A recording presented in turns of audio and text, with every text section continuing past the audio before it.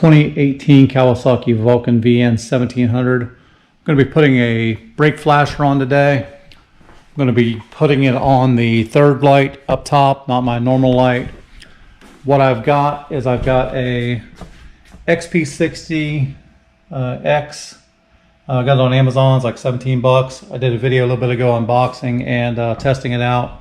Tools you're going to need, just a few basic tools. You'll need a pair of pliers, wire strippers, crimpers, some sort of a connector to if you're going to splice your wires in, if you're going to use the quick connects in there, if you're going to butt them together.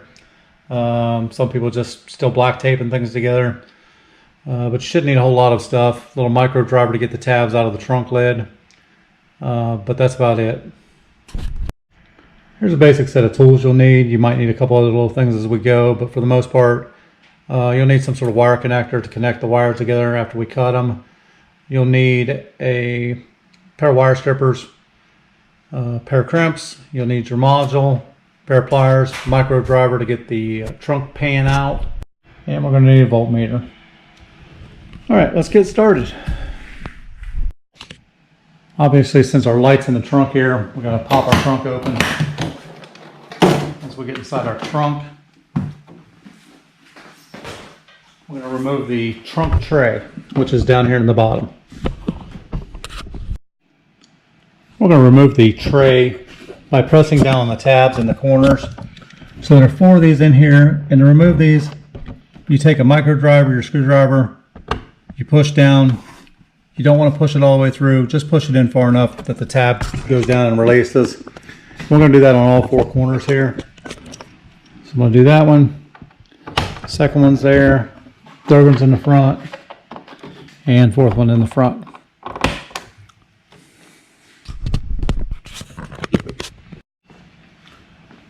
Once you get the pins pushed in, you'll need to remove the inserts. Should just pop up out of there. Sometimes you might have to get your fingernail in there if you don't have good fingernails. You can use your little micro driver tool. You can also use whatever. I've got a body tool. You can stick the body tool under there, pops them right up out of there. Basically whatever it takes to get the pins up out of there. Sometimes it takes a little combination of both.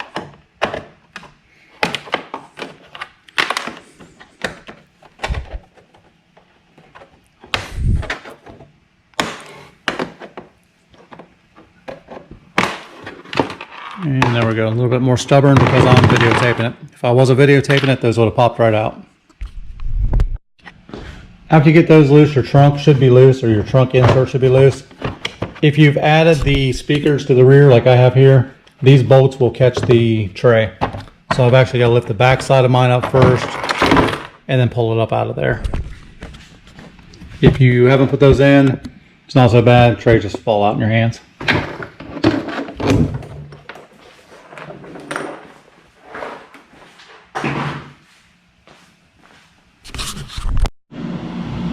Now that I've got the tray out, I can get to my wiring harness. The clip for the wiring harness is right here. If you look to the front, you'll see a little black tab. You have to press this down hard enough to get it over the tab. And once you push down, if you wiggle and pull backwards, the harness will come off in your hand. There are 3 wires on here.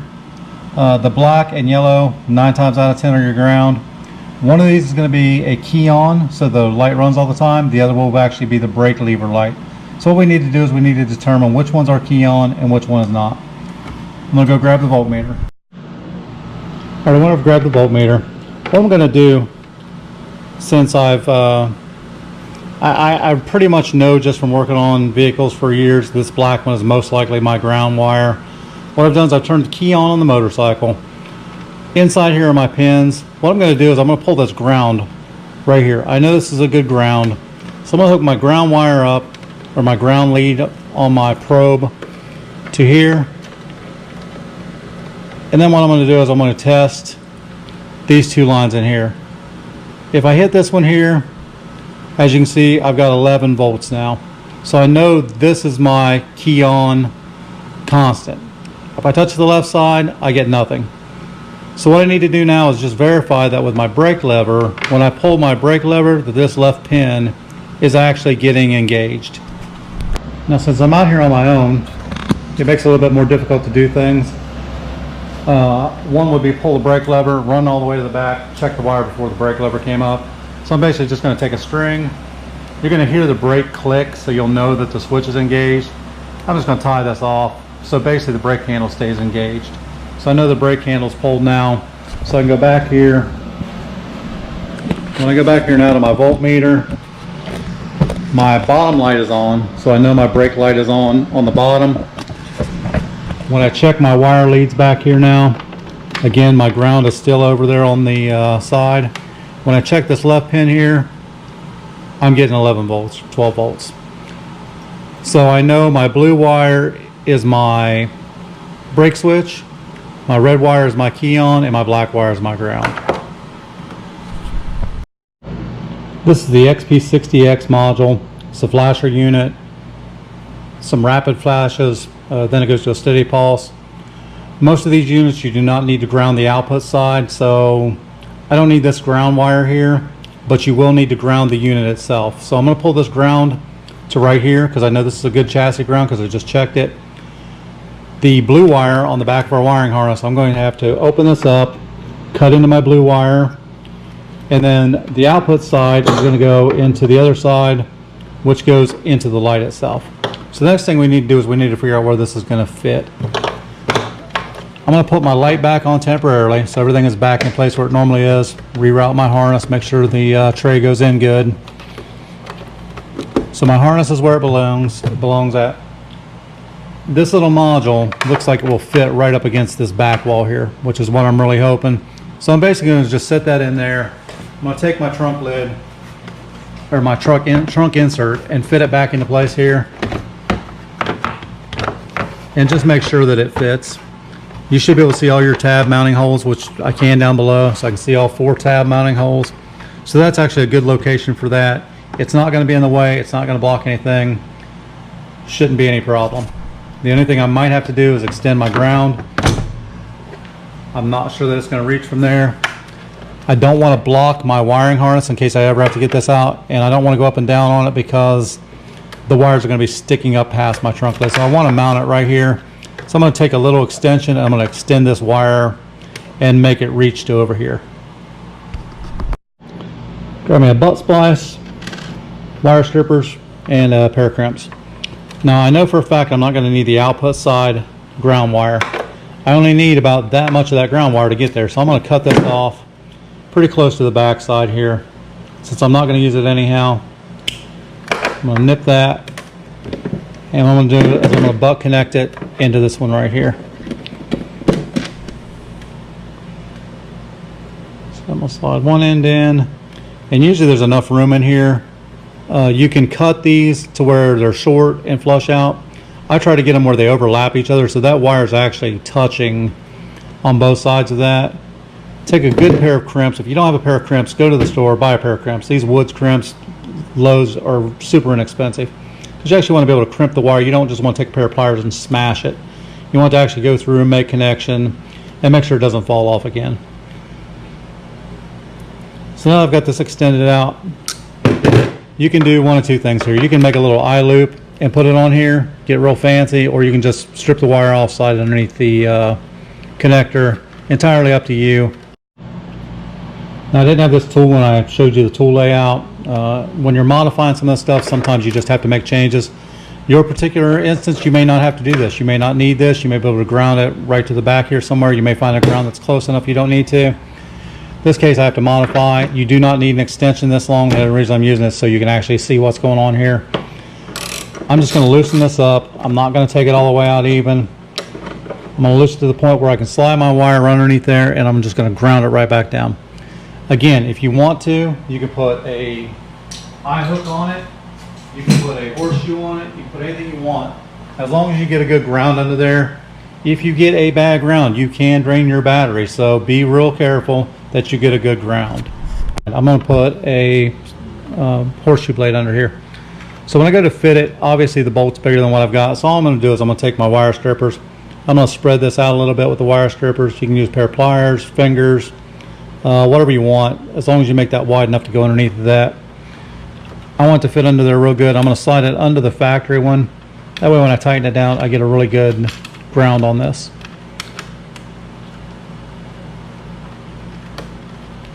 So that fits under there good now. Again, I'm going to take my input side, not my output side. I'm going to put an end on here. It's an 18 gauge wire end, it's like 18 to 22.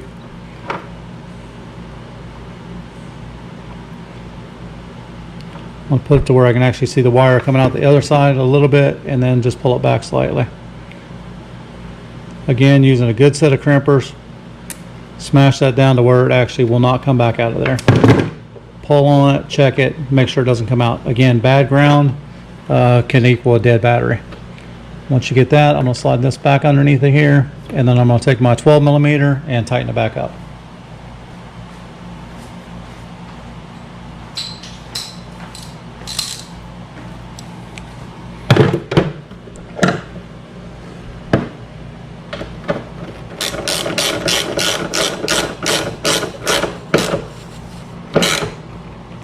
And you want that pretty tight because it is a chassis ground. You do not want it coming loose. You don't want it vibrating loose. It will kill your battery. All right, pull my wire back off of here.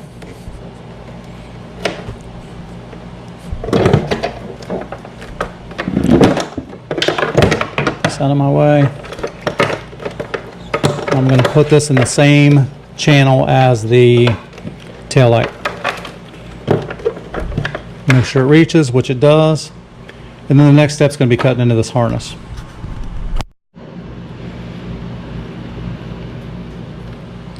Alright, getting into this harness, they've got it taped up pretty good here. I don't want in here anyhow. I do not want it at the very end because I want enough wire that if something goes wrong, or if I ever want to take this out, I can actually get to the wires and replace it. I want to actually cut into mine about this far back. So grab me a razor knife. And I'm not going to slice through this and cut it in half. I'm really gently going to cut, so I just cut the outside rubber piece off of there so I can get to my wires. Once I get in there, I'm going to take my fingernails and not the knife, open it up enough where I can see my wires a little bit better. Once I can see the wires, then I'm going to go ahead and take my knife and finish cutting around the outside edge of it. Again, small cuts. Do not cut through your wiring harness because you'll be replacing the entire wiring harness, or you'll be repairing little nicks and cuts all over the place. Again, you do not need a bad ground or a short somewhere in the back end of the vehicle here. So now I got a piece of that out. I'm going to take my knife, never cut towards yourself even though I'm going to. I'm going to cut a little piece of this jacket out.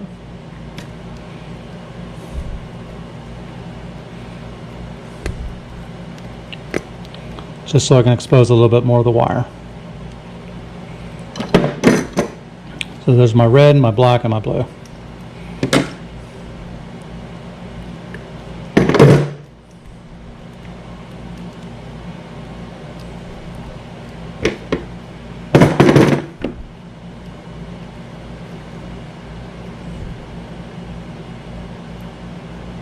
Do not cut your wire when you do that. So I've got a little exposed piece of wire right here. So what we're going to do is we're going to cut the red wire. So what we're going to do is we're going to cut into the blue wire now. So we know the blue wire was our handle pull. So I'm going to cut the blue wire. I'm going to take a butt splice and we're going to butt splice in this wire going from the hot side into this side going this way.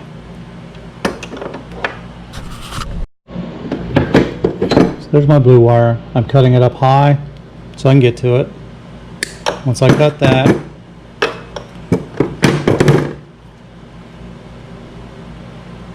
strip it off here.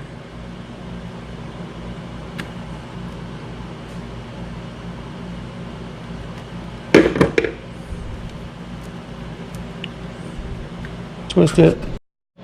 I'll grab me a butt splice.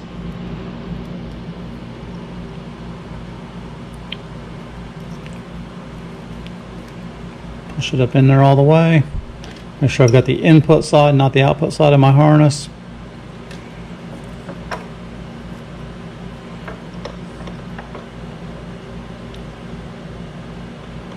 Same as before, make sure you're up in there all the way. Preferably the wires touching each other.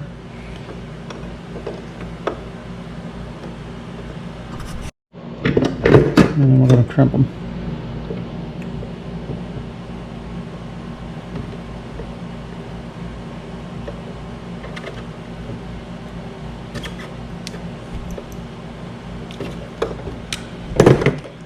Give a little pull, make sure they're not loose, not going to come apart. Some people like to use the ones you heat shrink on there. I've never been much of a heat shrinker, but if you're going to heat shrink them, you can heat shrink that into place. Same thing over here. I want to make sure my module still reaches, which it does.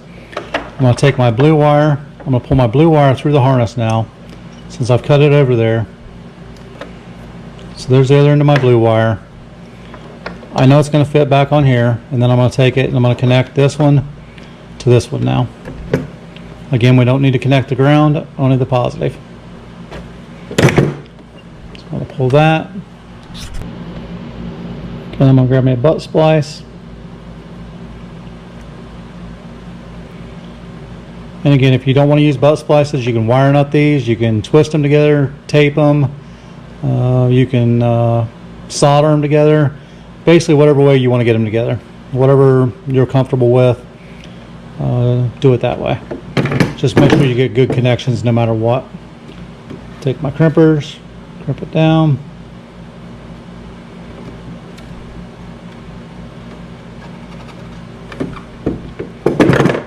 Double check my end, and our module is now wired in place. Again, this ground is not needed. The ground is coming from over here. It's chassis grounded. Hot wire is going into the module, out of the module, out to the light. So we're going to go ahead and plug this back on now. I'm going to key on the motorcycle. When I key it on, since I've already got my lever pulled, I'll know instantly whether it's going to flash and work or not. So once I key on, we get the rapid flash, slow flash, solid light. That's exactly what we want to happen. So when you're pulling up to a stoplight, you'll pull the brake lever, and hopefully that gets somebody's attention before they rear end you. I'll turn my key back off. So I'll drain my battery in the meantime. We're going to mount this module up in here, put it all back together. So this module came with a little piece of, looks like, I'll call it 3E, which would be an M sideways or upside down. But it's not 3M tape, but it looks like it. Grabbed an alcohol swab. If you don't have alcohol swabs, I'd highly recommend them. If you're going to do stuff like this, you want a nice clean surface. The alcohol swab will actually create a super bond, and it'll make everything stick way better than what it normally would. I'm going to wipe this off back here really good. Make sure all the dirt and grime's gone. And I'm going to give that probably about 30 seconds to dry. While that's drying, same thing. I'm going to wipe the back of my module off. Don't know where it's been, besides to China and back, maybe Taiwan and back. And I'm going to give that time to dry. And if that's dry, we'll do the two-way tape. Stick that on the back.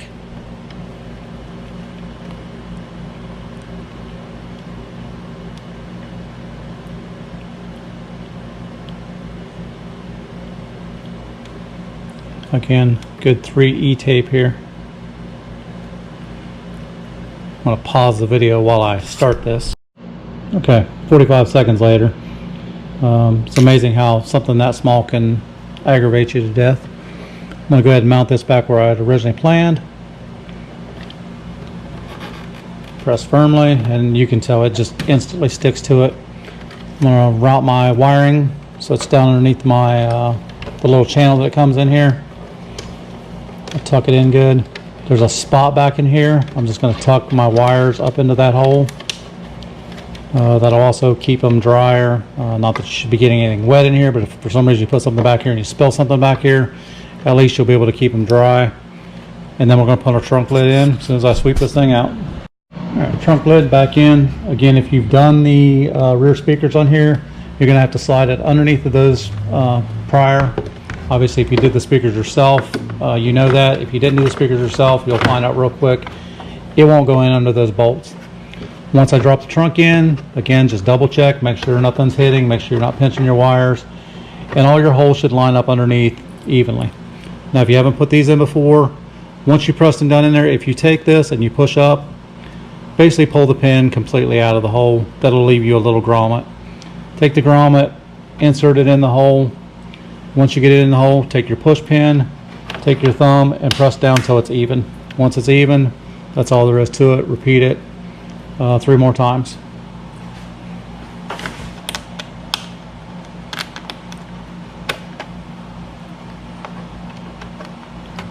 Now these little tabs, if you break them, you can go to Advanced Auto, AutoZone, Napa, somewhere like that, and you can get car pins. They're not going to look exactly the same, but they'll work. I've actually got a bunch of extra body pins I got on partzilla.com and bought them. You can also get them on bikebandit.com. You can get on eBay, but you don't necessarily get the right ones on eBay all the time.